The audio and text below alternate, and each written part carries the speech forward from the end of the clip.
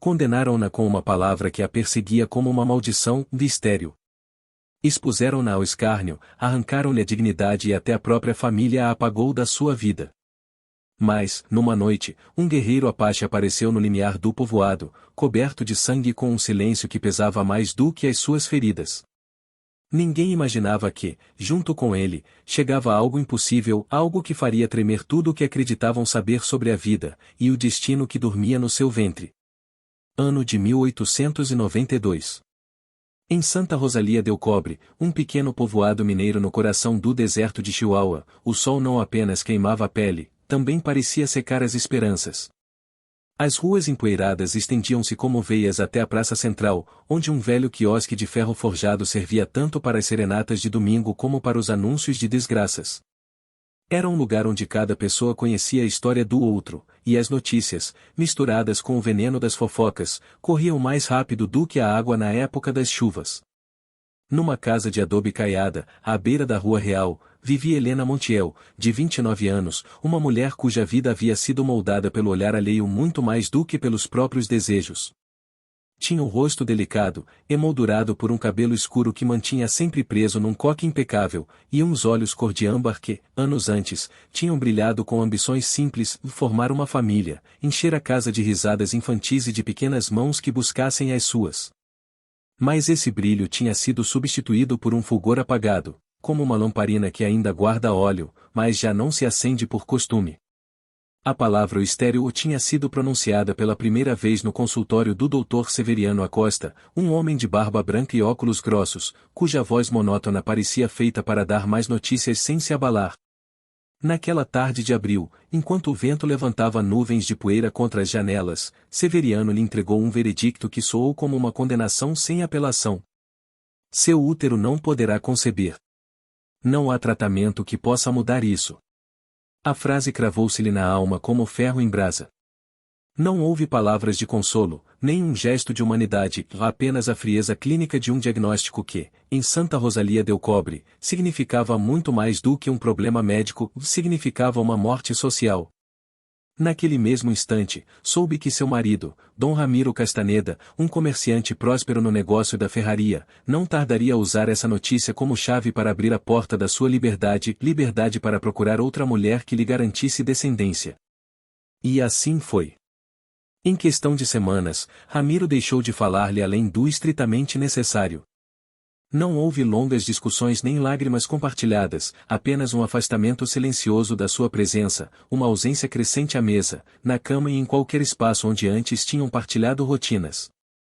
A gota final veio numa manhã, enquanto ela servia o café na louça de porcelana que haviam recebido como presente de casamento. Uma mulher que não pode dar filhos não serve para levar o meu nome, disse ele, sem tirar os olhos do jornal. O divórcio foi tratado rapidamente.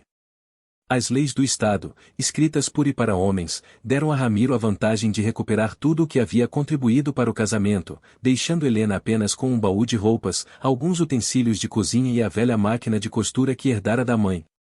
Sua família, liderada por Dom Aurélio Montiel, um fazendeiro vinicultor de caráter implacável, fechou-lhe as portas com o argumento de que seu retorno traria vergonha e murmúrios ao sobrenome.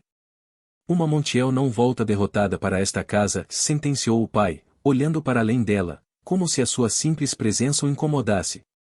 Assim, Helena acabou instalada numa modesta moradia de um só cômodo, na parte mais afastada do povoado, onde as noites eram tão silenciosas que podia ouvir o lamento do vento arrastando galhos secos.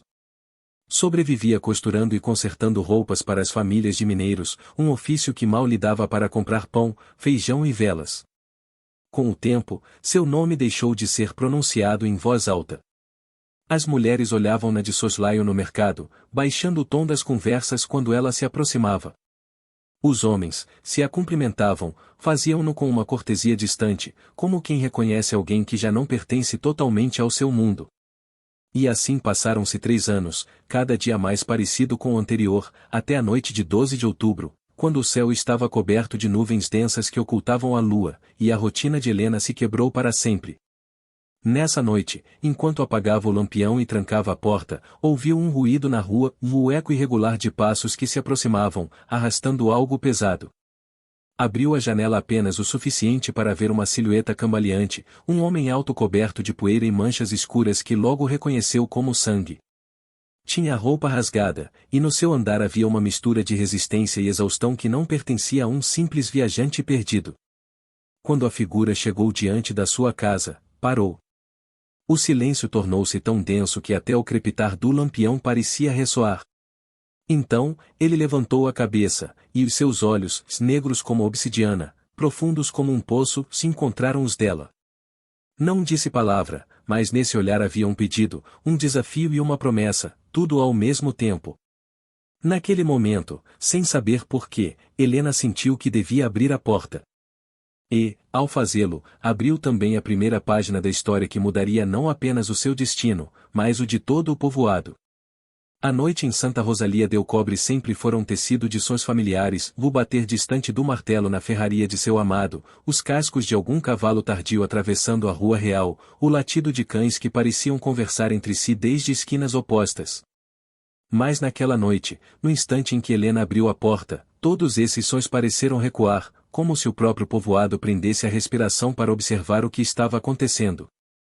O homem diante dela não se encaixava em nenhuma das imagens que Helena associava ao seu mundo. Mídia facilmente 1,90 m, ombros largos e braços tão definidos que, mesmo sob a roupa rasgada, se adivinhavam músculos tensos. Os cabelos negros caíam até tocar-lhe os ombros, emaranhados e misturados com terra e poeira do caminho. O rosto, curtido pelo sol e marcado por pequenas cicatrizes, não falava da vida mansa de um aldeão, mas de alguém acostumado à intempérie e às provas de força. Carregava no lado direito um corte profundo, e o tecido da camisa, se é que se podia chamar camisa aquele pedaço de pano em farrapos, se estava encharcado de sangue seco e fresco ao mesmo tempo, sinal de que a ferida não era nova, mas havia reaberto durante o trajeto. Na mão direita segurava uma lança partida, pouco mais de 1 metro de madeira lascada com uma ponta de metal enegrecida. Não era uma arma que alguém do povoado pudesse portar sem levantar suspeitas, era uma ferramenta de guerra. Helena percebeu que a sua respiração era pesada, mas não desordenada, respirava como alguém que controla a dor para não mostrar fraqueza. E então compreendeu que aquele homem não estava perdido, nem buscava refúgio por acaso. Tinha chegado ali por uma razão. Entre, disse ela, sem pensar, afastando-se o bastante para que ele pudesse passar. Ele não se moveu de imediato. Seus olhos percorreram o interior da modesta moradia, uma mesa pequena com 2 cadeiras, um baú de madeira encostado na parede, uma prateleira com frascos de vidro e ervas secas, e um catre coberto por uma colcha de lã tecida à mão. Só quando pareceu convencido de que não havia ameaças dentro, cruzou o umbral. Helena fechou a porta com cuidado, e nesse breve instante em que ficou de costas para ele, sentiu um arrepio que não era de medo, mas de consciência, havia deixado entrar um estranho num mundo que até então se reduzira a um perímetro seguro, controlado e silencioso. Agora, todo esse equilíbrio se ressentia. Sente-se, se indicou, apontando para a cadeira mais próxima. O homem deixou-se cair, não com o peso rendido de quem desaba, mas com a economia de movimentos de quem mede cada gesto para não gastar energia desnecessária. A lança partida ficou apoiada contra a mesa, e Helena pôde ver então que seu antebraço esquerdo também estava enfaixado com um pedaço de couro improvisado, do qual escorria um fio escuro. Ela foi buscar um pote de água e um pano limpo. Não trocaram palavras enquanto ela limpava a ferida do lado, mas a proximidade permitiu-lhe perceber um cheiro particular. Não era o fedor rançoso da sujeira prolongada, mas o aroma seco da terra quente, misturado com fumaça de lenha e algo metálico, como ferro envelhecido. Isto vai doer, avisou antes de aplicar a compressa úmida. Ele não reagiu, nem sequer franziu o senho, mas seus olhos permaneceram fixos nela, como se quisesse memorizar cada detalhe do seu rosto. Meu nome é Tawari, disse finalmente, com um sotaque grave que arrastava as palavras. Helena, respondeu ela, sem acrescentar o sobrenome, como se mantê-lo fosse um peso inútil. O silêncio voltou, interrompido apenas pelo suave chapinhar do pano na água.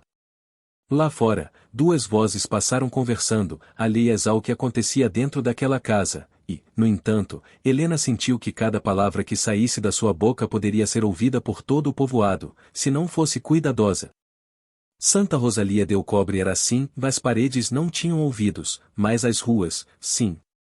Quando terminou de limpar a ferida, Helena começou a enfaixá-la com uma tira de lençol que guardara para emergências.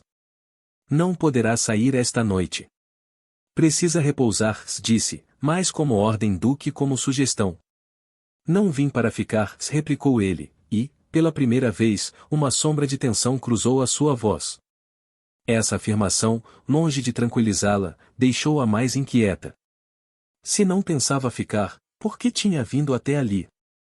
E então, como se pudesse ler-lhe a dúvida no rosto, Tauari baixou os olhos para a faixa recém-ajustada e murmurou.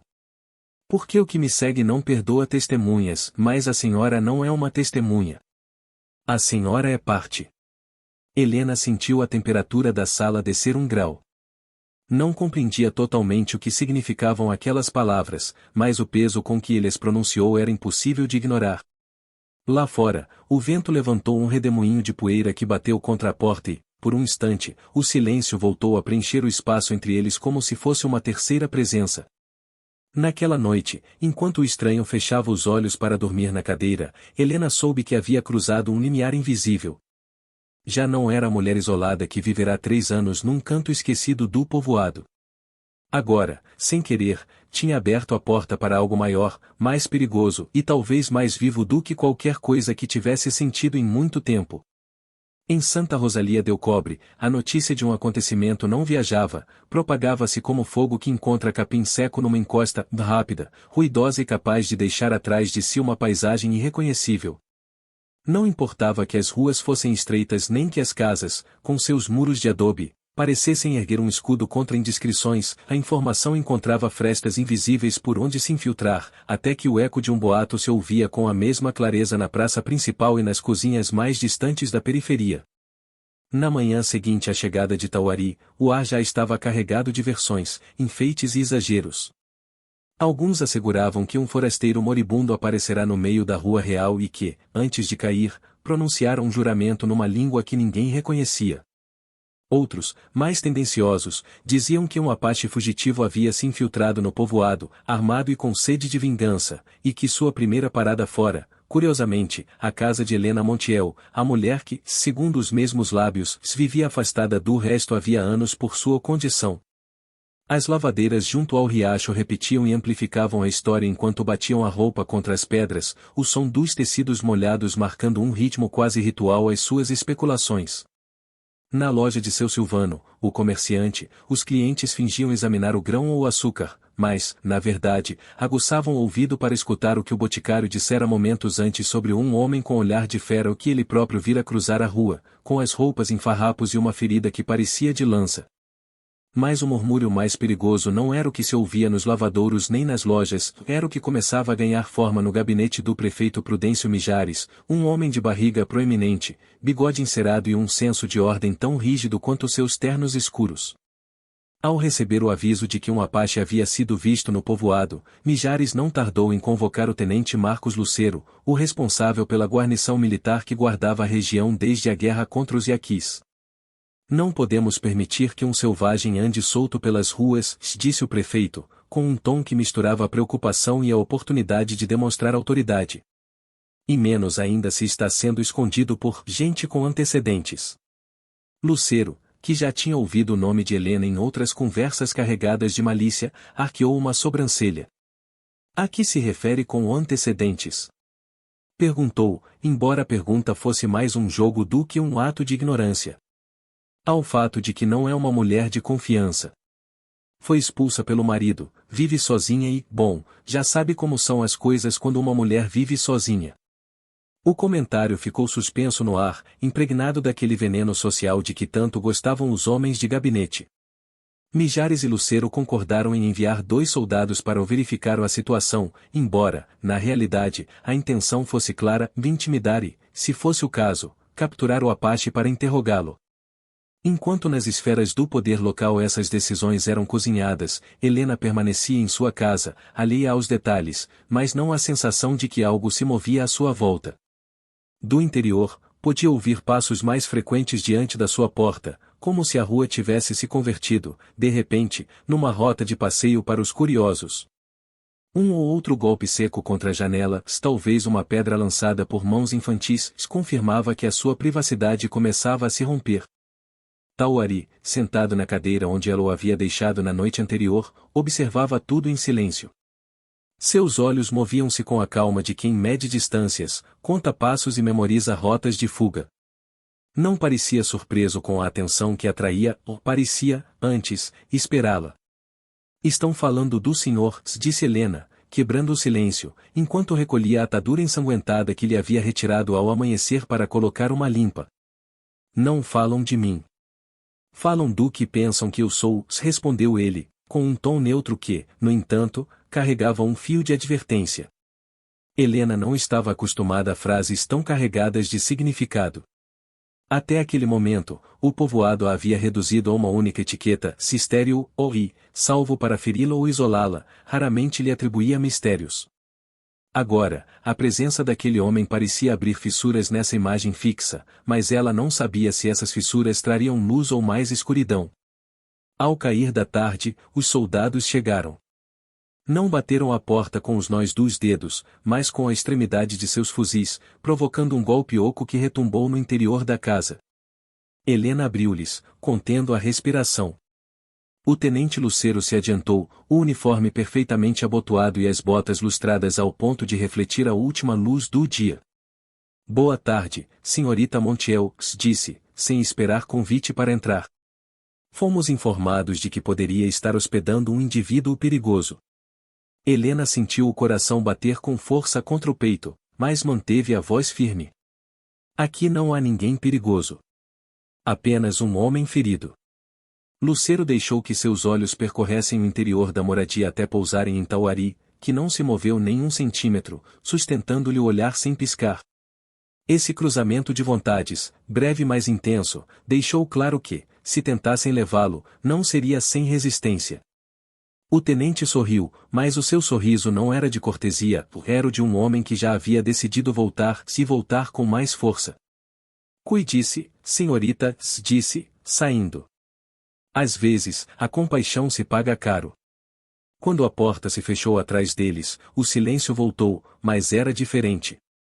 Agora estava carregado de presságio, como a calma espessa que precede uma tempestade no deserto.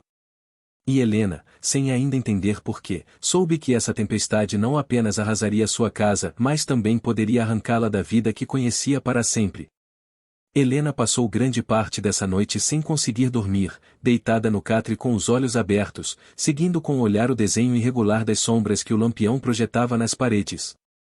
Lá fora, o vento do norte trazia um murmúrio seco, arrastando partículas de poeira que batiam contra a porta como diminutos projéteis, e embora em outros tempos aquele som lhe tivesse parecido monótono e familiar, naquela noite era diferente, em cada golpe parecia um aviso, um lembrete de que as palavras do tenente Lucero não tinham sido uma simples formalidade militar, mas a declaração de uma intenção.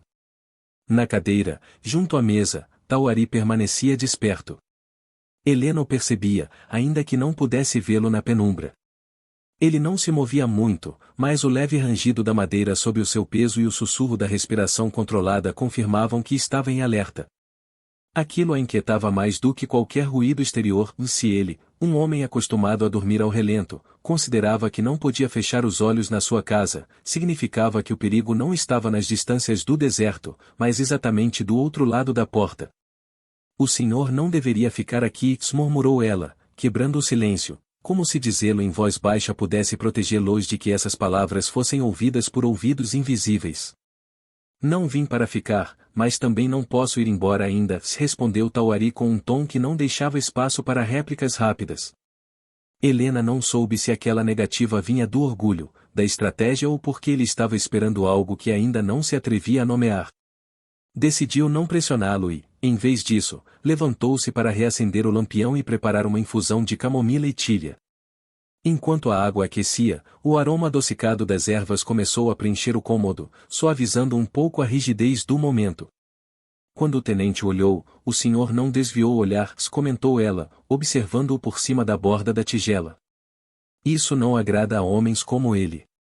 Não vim para agradar homens como ele, replicou Tawari, com um esboço de sorriso que mal levantou o canto dos lábios, mas que, por um segundo, aliviou a tensão que o envolvia. Bebeu um gole lento e, então, como se tivesse decidido que era o momento de oferecer algum contexto, acrescentou: na minha língua, há uma palavra que não tem tradução exata para o espanhol.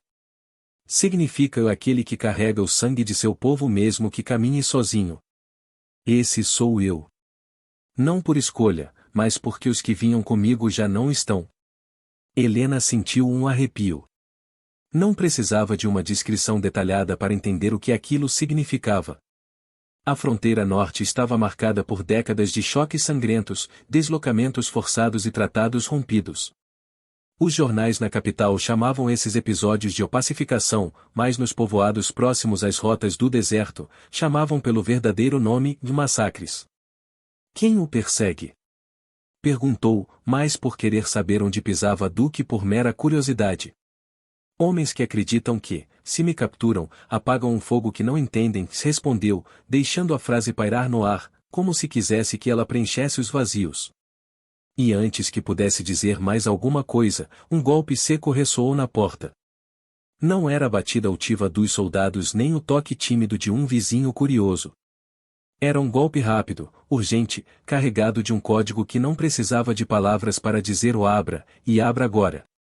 Tauari levantou-se sem fazer ruído, pegando a lança partida que descansava contra a parede. Helena, com o coração acelerado, aproximou-se da porta e perguntou quem era. A voz que respondeu pertencia a Mateu Robles, um jovem mineiro que às vezes lhe levava encomendas da loja em troca de que ela lhe costurasse a roupa sem cobrar. Senhorita Helena, eu os vi e estão vindo para cá. O tenente mais 2, armados.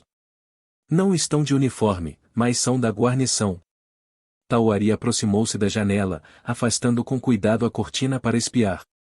No fundo escuro da rua, 3 figuras moviam-se a passo lento, mas com a segurança de quem já decidiu que a porta que procura vai se abrir, queira ou não queira quem está atrás dela.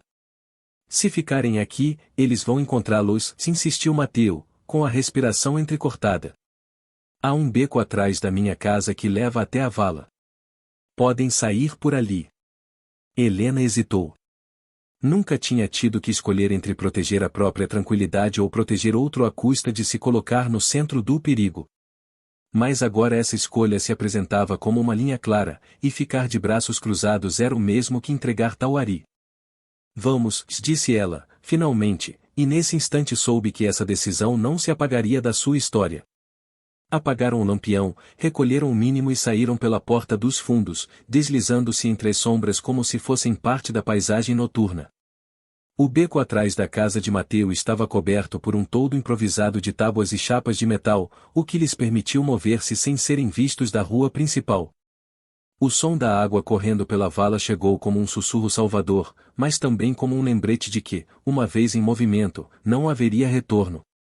Enquanto corriam agachados, Helena sentiu o vento frio cortar-lhe a pele, e que cada passo dado ao lado daquele homem ferido e silencioso a afastava não apenas de sua casa, mas de tudo o que tinha sido até então.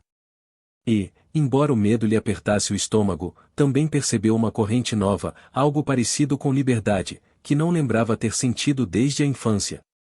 Nessa noite, o preço da compaixão ficou pago, ela havia entregue o anonimato, o refúgio e a segurança. E, em troca, havia ganhado um destino que, embora incerto, parecia mais vivo do que qualquer rotina segura que tivesse conhecido antes. A água da vala corria com um murmúrio constante, mas essa serenidade era apenas aparente. Helena e Tauari avançavam agachados pela margem lamacenta, com as sombras dos muros e das tapumes a cobri-los como um manto. O cheiro de umidade misturado à vegetação podre impregnava-lhes a roupa, e a cada passo, a sensação de que qualquer ruído brusco os denunciaria tornava-se mais aguda. O coração de Helena batia com força, e ela não saberia dizer se era pelo esforço físico, pelo medo de ser descoberta ou pela certeza de que já não havia volta. A vala serpenteava por trás de várias casas até perder-se nos arredores, onde o terreno se abria em campos secos e trilhas de pedra. O plano improvisado de Mateu era que seguissem essa rota até o antigo moinho abandonado, um lugar que, há anos, servia apenas de abrigo para animais e viajantes sem teto. Ali poderiam se abrigar até que a perseguição arrefecesse. Mas Helena compreendia que o arrefeceiro não era uma palavra que descrevesse bem o que se passava com homens como o tenente Lucero. Uma vez que colocavam os olhos em alguém, o rastro não se esquecia, apenas se adiava até o momento mais conveniente para atacar. Tauari caminhava à frente, movendo-se com uma agilidade que não parecia compatível com suas feridas. A cada poucos metros, parava, virava a cabeça e escutava, afinando o ouvido como se pudesse separar o murmúrio da água do roce de botas na brita ou do estalo de um galho sob o peso de um corpo. E foi precisamente durante uma dessas pausas que ele ouviu um golpe oco, como de uma pedra grande lançada contra uma tábua, seguido de um murmúrio em voz baixa. Não estavam sozinhos. Helena também percebeu, mais tarde demais para reagir. Na curva do canal, uma silhueta emergiu das sombras com uma faca na mão. O fio brilhou por apenas um segundo sob a luz pálida das estrelas antes que Tauari se interpusesse. O choque foi rápido e brutal. A faca buscou o lado de Tauari, mas ele bloqueou o golpe com a lança partida, desviando e empurrando o atacante contra o muro de pedra. O som seco do impacto ressoou como um sino abafado, e o homem caiu ao chão, gemendo. Não há tempo, sussurrou Tauari, puxando Helena para que continuasse caminhando. Não haviam dado nem 10 passos quando um segundo homem apareceu, desta vez do outro lado do canal. Era mais alto e mais rápido, e não hesitou em lançar-se sobre eles. Helena sentiu o impacto do corpo alheio contra o seu, o cheiro forte de suor e tabaco, e o frio do fio de uma faca buscando o seu pescoço. Antes que pudesse gritar, Tauari o arrancou de cima dela com uma força que parecia impossível para alguém ferido. O som da água espirrando anunciou que o agressor havia caído na vala, lutando para não afundar no lodo. Helena, ainda trêmula, entendeu que aquilo não era uma simples perseguição para o interrogar um forasteiro. Havia ódio nos movimentos daqueles homens, uma determinação que ia muito além do dever militar ou da obediência a ordens. Correram durante vários minutos que pareceram eternos, até que as paredes de adobe deram lugar aos arbustos ressequidos e às pedras soltas que anunciavam o limite do povoado. O moinho abandonado apareceu como uma mancha escura contra o céu, suas pás quebradas apontando em direções aleatórias, como se fossem dedos de um cadáver acusando o mundo. Lá dentro, o ar era denso, carregado de pó e do cheiro de madeira velha. Tauari fechou a porta empenada o melhor que pôde e sentou-se contra a parede, respirando fundo. Helena deixou-se cair ao seu lado, ainda sentindo o tremor nas pernas. O silêncio se instalou entre eles, mas não era um silêncio vazio, era uma pausa necessária para recuperar forças, e talvez, para dizer o que até então permanecerá oculto. Tauari foi o primeiro a quebrá-lo. Não me perseguem apenas porque sou Apache. Perseguem-me porque carrego algo que eles querem. Algo que não entendem. Helena olhou para ele, tentando decifrar a seriedade em seu rosto. O que é? Perguntou, percebendo que sua voz soava mais firme do que esperava. Não é um ou o que, corrigiu ele. É um ou quem. O peso dessa resposta ficou suspenso no ar. Helena sentiu que as peças de um quebra-cabeça invisível começavam a se mover, mas a imagem final ainda estava longe de se formar. Antes que pudesse perguntar mais, Tauari acrescentou, com um tom que misturava gravidade e um estranho matiz de esperança. Se chegarmos ao lugar certo, talvez você entenda. E, quando entender, talvez também mude o seu destino.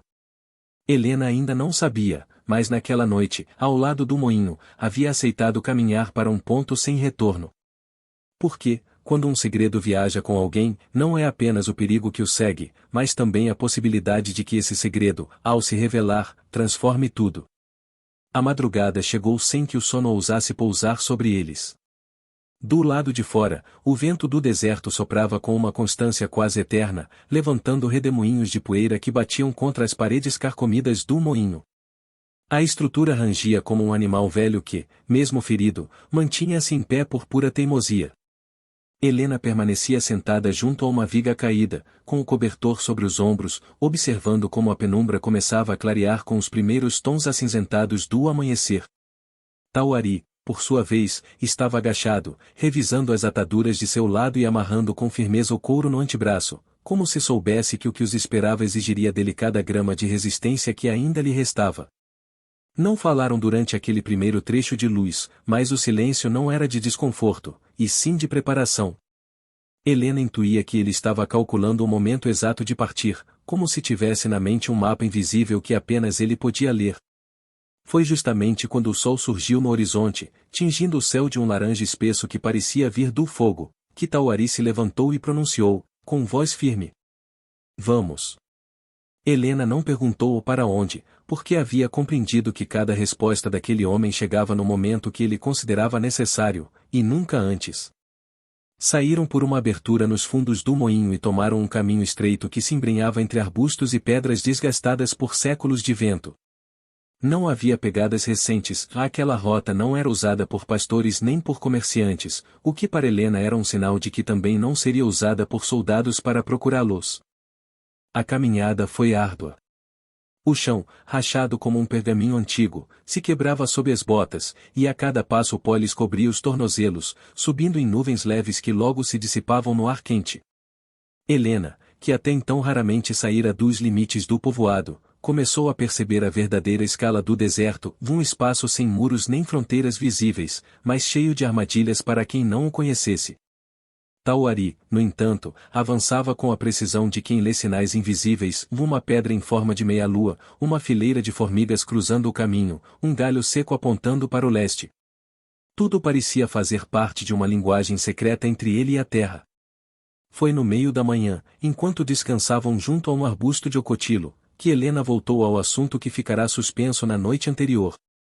Você disse que não era um o que carrega, mas um o quem o recordou, bebendo um gole de água do cantil. Tauari assentiu lentamente, sem olhá-la diretamente. É minha irmã, disse, por fim. A pequena. Tem 12 anos e está escondida num lugar onde acreditam que ninguém iria procurá-la, mas eu sei que não é seguro.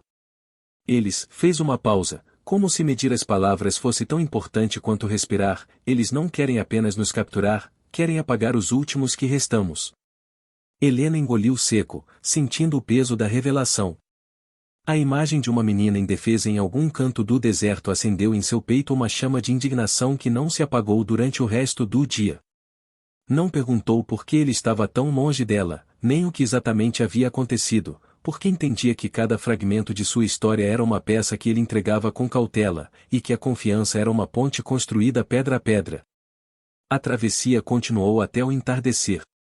O sol, agora baixo, projetava sombras alongadas que pareciam persegui-los, e o céu tornava-se de um vermelho tão intenso que lembrava brasas espalhadas até o horizonte. Foi então que Tauari apontou para o oeste, onde se erguia uma cadeia de serras baixas. Ali começa a fronteira invisível, disse ele. Invisível para quem? Perguntou Helena, incapaz de conter a curiosidade. Para quem não sabe olhar. Você a cruza, e deixa para trás o mundo que conhecia. Mas, uma vez que entra, não há caminho de volta que seja o mesmo. Chegaram a um cânion estreito quando a noite começava a cair. O ar ali era mais frio, e o som do vento amplificava-se entre as paredes de pedra, criando um eco que parecia multiplicar cada passo. Tauari acendeu uma pequena fogueira com galhos secos, e enquanto o fogo crepitava, tirou de seu bornal um embrulho envolto em pele de veado. Helena observou com atenção, o cuidado com que ele o segurava lembrava o gesto de uma mãe protegendo um recém-nascido. Aqui levo o que preciso para chegar até ela, se explicou, embora não abrisse o pacote. E aqui também levo algo que poderia mudar o que você acredita sobre si mesma. Helena franziu a testa, sentindo que aquelas palavras não eram metáfora. Tauari limitou-se a fitá-la por um longo instante, e nesse cruzar de olhares instalou-se uma promessa muda, ou quando chegar o momento, você entenderá o que a deixou inquieta e, ao mesmo tempo, expectante. Naquela noite, enquanto o fogo lançava faíscas para o céu escuro, Helena compreendeu que a linha entre sua história e a de Tauari começava a se desfazer. E, embora não soubesse o que encontraria do outro lado daquela fronteira invisível, no fundo sentia que ali, entre o perigo e a incerteza, escondia-se também a possibilidade de algo que jamais havia imaginado para si mesma. No terceiro dia de viagem, o sol amanheceu oculto por uma neblina baixa que parecia flutuar como um véu sobre o horizonte. O ar estava impregnado daquele cheiro terroso que anuncia chuva no deserto, uma raridade que tanto podia ser bênção quanto ameaça. Helena, embora exausta, surpreendeu-se mantendo o ritmo de Tauari. Já não contava os passos nem se perguntava quanto faltava, ou apenas seguia a cadência de seu caminhar, confiando que cada curva do caminho a aproximava de um destino que, embora desconhecido, tornará-se urgente em seu íntimo. Atravessaram uma planície de terra vermelha salpicada de mesquites e cactos até que o terreno começou a inclinar-se em direção a uma depressão natural, oculta à vista desde qualquer direção. Ali, o ar era mais fresco, e o som de um riacho escondido rompia o silêncio habitual do deserto. Foi nesse momento, ao dobrarem uma última rocha em forma de arco, que Helena viu o acampamento.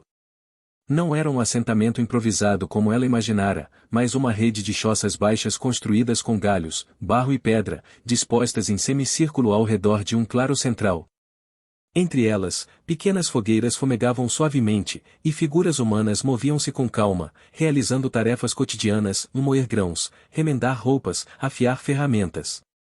Não eram soldados nem bandidos, eram famílias, mulheres com crianças pequenas, anciãos de olhar profundo, homens jovens carregando água ou cuidando dos animais. E, no entanto, havia algo em seu porte que transmitia vigilância constante, como se cada um soubesse que a paz naquele lugar era um equilíbrio frágil que poderia romper-se a qualquer instante. Uma menina de cabelo negro como asa de corvo, trançado e adornado com contas de madeira, correu em direção a eles assim que reconheceu a figura de Tauari. Não teria mais que 12 anos, mas seu olhar, intenso e seguro, não correspondia ao de uma criança comum. Atirou-se aos braços do irmão, que a sustentou com um cuidado quase reverente, como se cada osso de seu corpo fosse mais valioso que qualquer tesouro. Esta é Nayeli, disse Tauari, olhando-a com um orgulho silencioso antes de apresentá-la a Helena. A menina observou Helena sem timidez, como se a avaliasse. Depois de um longo instante, sorriu apenas o suficiente para que a tensão inicial se suavizasse. Obrigada por trazê-lo de volta, disse, com voz clara, e sem esperar resposta, tomou a mão do irmão e o guiou até o centro do acampamento. Ali, sentados junto à maior fogueira, havia duas figuras que pareciam ocupar um lugar especial na hierarquia invisível daquele lugar, uma mulher idosa envolta em mantas coloridas e um homem de rosto sulcado por rugas profundas, com o cabelo preso numa trança grisalha que lhe chegava à cintura. Seus olhos, escuros e penetrantes, seguiam cada movimento com a calma de quem sabe que tudo tem um tempo e um motivo para acontecer. Tauari inclinou-se levemente diante deles e apresentou Helena. O homem, que se apresentou como Iori, assentiu e indicou-lhe que se sentasse diante da fogueira. O calor das chamas devolveu-lhe um pouco de energia depois da longa viagem, mas o que realmente capturou sua atenção foi a maneira como Iori a olhava, e não era uma observação curiosa nem intrusiva, mas uma avaliação silenciosa, como se lesse algo além de sua aparência física. Seu corpo fala, disse, finalmente, num espanhol pausado e marcado pelo sotaque de sua língua materna. E não diz o que você pensa. Helena franziu o senho, sem entender a que ele se referia. Durante anos me disseram que não posso ter filhos, respondeu, mais na defensiva do que pretendia. Isso lhe disseram homens que veem apenas uma parte da história, replicou, sem erguer a voz. A terra também parece morta em tempos de seca, mas isso não significa que não guarde sementes sob a superfície, esperando a chuva. As palavras deslizaram pela mente de Helena com a suavidade de um sussurro e a força de um golpe. Por tanto tempo aceitar o diagnóstico do Dr. Acosta como uma verdade imutável, que ouvir alguém colocá-lo em dúvida a desconcertava por completo. No entanto, havia algo na segurança de Iori, na calma com que pronunciava cada palavra, que a impedia de descartá-lo como mera superstição. A anciã, a quem chamavam Amaura, interveio então. Aproximou-se lentamente, apoiada num cajado adornado com penas e pedras, e tomou as mãos de Helena. Seus dedos, frios e ossudos, contrastavam com o calor da fogueira. Fechou os olhos e permaneceu assim por um longo minuto, como se escutasse um som que só ela pudesse ouvir. Finalmente, ela abriu os olhos e disse: Há um rio em você. Ele não está seco, apenas adormecido. Helena não soube o que responder. Aquelas palavras, misteriosas e poéticas, despertavam em seu interior algo parecido com esperança, mas também com um medo profundo, o medo de desejar algo que sempre lhe haviam dito ser impossível. Tauari, que havia permanecido em silêncio durante toda a troca, tomou a palavra. É por isso que eu precisava trazê-la aqui. Não apenas para protegê-la daqueles que nos perseguem, mas para que você encontre o que lhe negaram por toda a vida. Helena olhou, tentando decifrar se ele falava de forma literal ou se tudo aquilo fazia parte de uma linguagem simbólica que ela ainda não compreendia. Mas, no fundo, para além da lógica e da razão, algo em seu peito começava a pulsar com uma força diferente, como se aquelas palavras estivessem removendo camadas de terra antiga para expor uma semente esquecida. A noite avançou no acampamento dos esquecidos. Entre o crepitar do fogo, o murmúrio de conversas na língua apache e o cheiro de ervas queimando lentamente, Helena sentiu que aquele lugar, tão distante de tudo o que conhecia, começava a entrelaçar-se ao seu destino de uma maneira que ela ainda não conseguia nomear. E, enquanto Iori a observava em silêncio, como quem já conhece o desfecho de uma história, ela não pôde evitar se perguntar se aquela fronteira invisível que haviam cruzado não separava apenas dois mundos, mas também duas versões dela mesma. A manhã seguinte amanheceu com um céu de um azul tão límpido que parecia recém-lavado por mãos invisíveis. O ar estava impregnado com o aroma fresco de plantas úmidas e com o leve fumo que se elevava das fogueiras acesas antes do amanhecer. Helena despertou numa pequena choça que Iori lhe havia designado para descansar, feita de ramos firmes, barro seco e um teto de folhas trançadas. O leito estava coberto por peles de cordeiro e, ao se levantar, sentiu pela primeira vez em muitos dias que seu corpo, embora fatigado, havia dormido profundamente. Do lado de fora, a vida do acampamento se desenvolvia com uma ordem silenciosa. Mulheres moíam milho nos metates, homens jovens reparavam cercas e cuidavam das cabras, e crianças brincavam ao redor de uma fogueira menor, praticando com pequenos arcos. Helena notou que não havia vozes elevadas, que até a brincadeira parecia seguir um ritmo respeitoso, como se toda a comunidade estivesse em sintonia com algo que ela ainda não compreendia. Amaura esperava perto da fogueira central. Carregava nas mãos uma tigela fumegante da qual se erguia um aroma acre, mistura de resina queimada e folhas amargas. Sem dizer palavra, indicou-lhe que se sentasse sobre uma esteira e lhe ofereceu o recipiente. Beba, ordenou. E sua voz, embora não fosse alta, tinha um peso que não admitia discussão.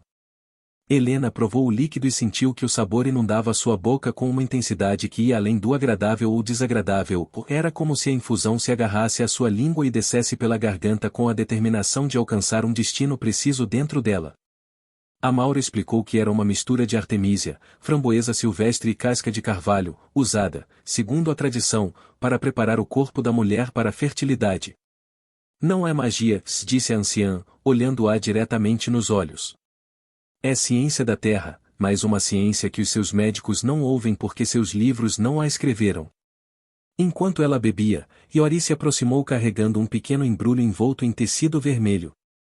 Ajoelhou-se diante dela e o abriu lentamente, revelando um feixe de raízes, flores secas e pedras lisas, cada uma marcada com símbolos entalhados. Isto é para o rito do rio adormecido, se explicou. Hoje caminharemos até a fenda onde a água nasce da rocha. Lá, faremos a corrente voltar a correr. Helena sentiu uma mistura de curiosidade, nervosismo e ceticismo. Parte dela ainda se agarrava à sentença que havia marcado sua vida: você não pode ter filhos. Essa frase, repetida como uma ladainha desde que o Dr. Acosta a pronunciara com autoridade inquestionável, havia se incrustado em sua mente como uma pedra impossível de mover. Mas outra parte, menor e silenciosa, começava a ouvir a possibilidade de que essa pedra pudesse, pelo menos, rachar. Partiram em silêncio, acompanhados por Nayeli e outras duas mulheres jovens do acampamento. O caminho até a fenda era estreito, ladeado por arbustos de alecrim e flores amarelas que cresciam entre as pedras. À medida que avançavam, o murmúrio da água se tornava mais forte, até que finalmente chegaram a um clareira onde uma nascente brotava diretamente da parede de pedra, caindo num pequeno lago cristalino. O ar ali era mais fresco, e a luz do sol filtrava-se em feixes dourados que iluminavam as partículas suspensas na água. Amaura estendeu uma manta no chão e dispôs sobre ela as ervas, as pedras e uma tigela de barro. Pediu a Helena que se descalçasse e se aproximasse da beira do lago. Coloque os pés na água e feche os olhos, se instruiu. Imagine que suas veias são canais e que a água que sente é o rio que um dia correu dentro de você. Helena obedeceu, sentindo o frio da água subir por seus tornozelos e expandir-se lentamente por suas pernas. Amaura começou a recitar palavras em sua língua, um canto grave e melódico que parecia imitar o fluxo da água. Iori, enquanto isso, passava as pedras suavemente pelas palmas e pelo ventre de Helena, murmurando orações que dispensavam tradução para transmitir sua intenção de despertar, mover, abrir. Num dado momento, Amaura pegou um punhado da infusão preparada com as ervas e a verteu sobre o ventre de Helena, deixando que o líquido escorresse e se misturasse com a água do lago. A terra dá, a água move, a mulher guarda, disse, como se essas palavras fossem o selo final de um pacto invisível. Helena abriu os olhos e encontrou o olhar de Nayeli, que a observava da margem com um sorriso pequeno, mas carregado de cumplicidade, como se soubesse que algo importante havia acontecido, ainda que não pudesse ser visto. O retorno ao acampamento foi tranquilo, mas no ar percebia-se uma tensão diferente. Iori e Tawari trocavam olhares breves, como se avaliassem um perigo que se aproximava. Naquela noite, enquanto as estrelas cobriam o céu como um manto imenso, Tawari sentou-se ao lado de Helena e lhe disse em voz baixa: "Eles não deixaram de nos procurar. E agora, não perseguem apenas a mim, também irão atrás de você." Helena sentiu um arrepio, mas não desviou o olhar. Sabia que o rito do rio adormecido não apenas havia mexido com algo em seu corpo, como também havia entrelaçado seu destino ao daquele povo e a vida de Tawari de um jeito que não poderia mais ser desfeito. O dia começou com um silêncio incomum, um silêncio que não tinha a serenidade habitual do amanhecer no acampamento, mas sim uma densidade que parecia colar-se à pele e ao ouvido, como se o próprio ar contivesse a respiração. Helena acordou com a sensação inequívoca de que algo estava fora do lugar. A fogueira central não crepitava como de costume, o aroma do milho torrado e do pão de panela não flutuava no ar. No lugar disso, sentia um cheiro tênue, mas inconfundível, fumaça, não a do fogão doméstico, mas aquela fumaça áspera que nasce quando a madeira queima rápido, sem controle. Tawari já não estava na choça. Ao sair, ela o encontrou junto a Iori e outros homens jovens, todos armados com arcos, lanças e facas, observando o horizonte desde uma elevação rochosa. Nayeli estava com Amaura, recolhendo rapidamente pequenos objetos de valor e mantas, guardando-os em sacos de couro. As mulheres do acampamento moviam-se com precisão, mas sem pânico, era evidente que aquela não era a primeira vez que se preparavam para uma possível evacuação.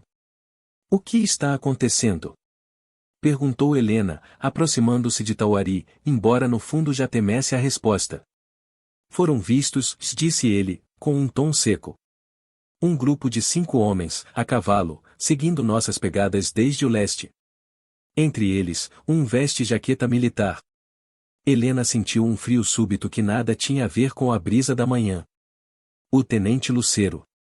Não precisava de confirmação para saber que era ele quem liderava aquela incursão. A imagem de seu olhar calculista e de seu sorriso enviesado surgiu em sua mente com uma clareza que a fez cerrar os punhos. O plano de Iori foi rápido e preciso, as mulheres e as crianças partiriam por um desfiladeiro oculto ao norte, um caminho coberto por formações rochosas que ofereciam proteção visual. Os homens ficariam para atrasar o grupo de perseguidores, usando o terreno a seu favor. Helena, no entanto, sentiu-se presa entre essas duas decisões. Não queria fugir com as crianças e deixar Tawari em perigo, mas também não queria tornar-se um fardo no meio de um confronto inevitável. Amaura, como se lesse seus pensamentos, aproximou-se e colocou em suas mãos um pequeno saco de tecido, do qual emanava um aroma intenso de ervas frescas e resinas. "Para a força e para a vida", disse, e depois, inclinando-se um pouco mais, sussurrou: "E nem tudo o que despertamos espera pacientemente, às vezes, a vida corre mais rápido do que pensamos." As palavras da anciã a deixaram atordoada. Seria possível que ela se referisse ao rito do rio adormecido? Poderia realmente estar dizendo que algo já começara a mudar dentro dela? Não teve tempo de pensar. O som de cascos sobre a terra seca rompeu o silêncio, ecoando como um tambor distante que crescia em intensidade a cada segundo. O primeiro contato não foi um choque direto, mas uma emboscada calculada. Do alto das rochas, Tawari e os outros lançaram uma chuva de flechas que obrigou os cavaleiros a se dispersarem. O eco dos gritos e o relinchar dos cavalos encheram o cânion, amplificados pelas paredes de pedra. Helena, agachada junto a Naiele e a Maura, observava como a figura de Lucero permanecia ereta em sua montaria, dando ordens com uma calma que causava arrepios. Mas o que aconteceu depois quebrou essa calma. O Tauari desceu de sua posição e lançou-se diretamente contra Lucero. Não foi um movimento imprudente, mas um cálculo exato para obrigar os outros homens a se desorganizarem. O confronto entre os dois foi breve, mas feroz, o brilho da lança contra o fio de um facão, o som seco de um golpe contra a armadura leve de couro, o grito contido de esforço. Helena não conseguiu resistir mais e correu até eles, desviando-se da poeira e das pedras que caíam do alto. Não sabia se iria ajudar, distrair ou interpor-se, mas seu corpo moveu-se com uma determinação que não se lembrava de ter sentido antes. Quando chegou, Tauari havia conseguido derrubar Lucero do cavalo, mas o militar, ágil, já se erguia com o facão em riste. Sem pensar, Helena pegou uma pedra do chão e a arremessou com toda a força que tinha. O projétil atingiu o antebraço de Lucero, desviando seu golpe o suficiente para que Tauari pudesse desarmá-lo e lançá-lo contra a poeira. O som de outro grupo de cavaleiros aproximando-se obrigou a agir rápido. Tauari segurou o braço dela e a conduziu até a passagem oculta, onde a Maura e Naiele já estavam prontas para partir. Enquanto corriam, Helena sentiu um calor estranho no ventre, não doloroso, mas intenso, como se, no meio da adrenalina, seu corpo estivesse respondendo a algo mais do que ao perigo imediato. Quando finalmente alcançaram o refúgio entre as rochas e pararam para recuperar o fôlego, Tauari olhou para ela com uma mistura de orgulho e preocupação. Você fez mais do que acreditava possível, disse, sem saber que suas palavras não se referiam apenas à luta. O eco da batalha ainda ressoava ao longe, mas no peito de Helena, junto à agitação do medo, havia outro pulso, o de uma certeza nova, inquietante e profundamente esperançosa.